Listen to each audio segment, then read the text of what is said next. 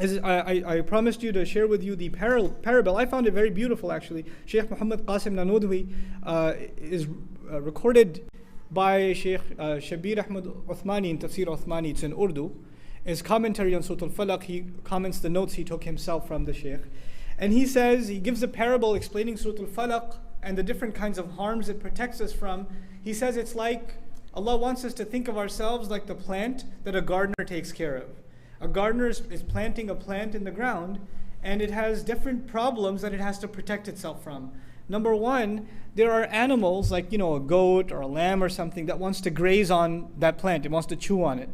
Now the goat or whatever animal it may be, or even a bug or a bird, it's not the enemy of the farmer. It's only doing that because that's in its nature. Allah created it, and part of that creation is it's going to eat a plant or it's going to chew on it.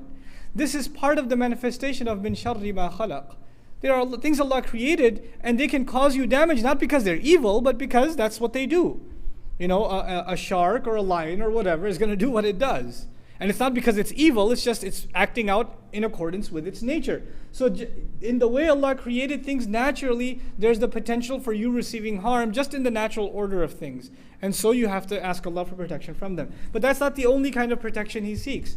So He fences the plant around so the goat doesn't come by and chews it up. But the next thing is He has to plant the plant in a place where it gets plenty of sun, it gets plenty of water, it's in a good environment. And there are no obstructions, there are no things that keep it, no blockades from keeping it from the things that it needs. We ask Allah, وَمِن شَرِّ غَاسِقٍ إِذَا وَقَبْ.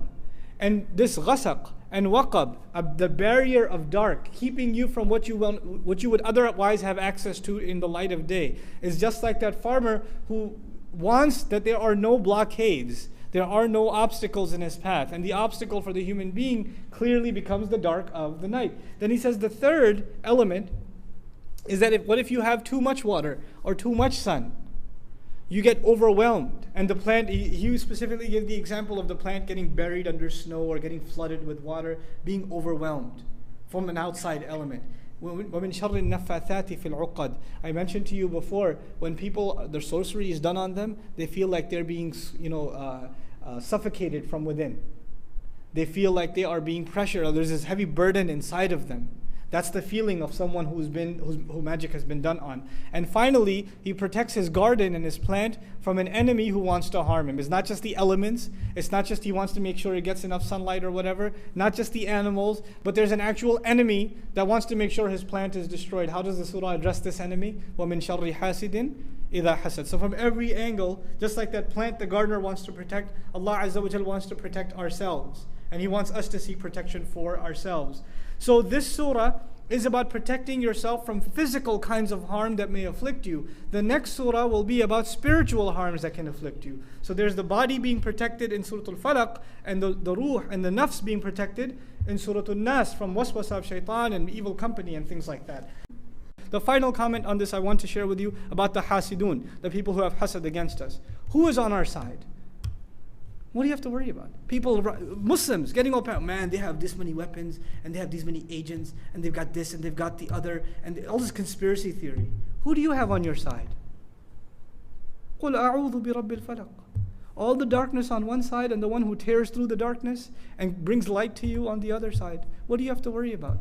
We have to hold on to this book and seriously believe in it. When it gives us counsel, we have to take it as counsel for us. We can't just take it as empty, just a dars and some interesting knowledge, but go back to our attitude. This is supposed to change our attitudes. It's supposed to change our attitudes.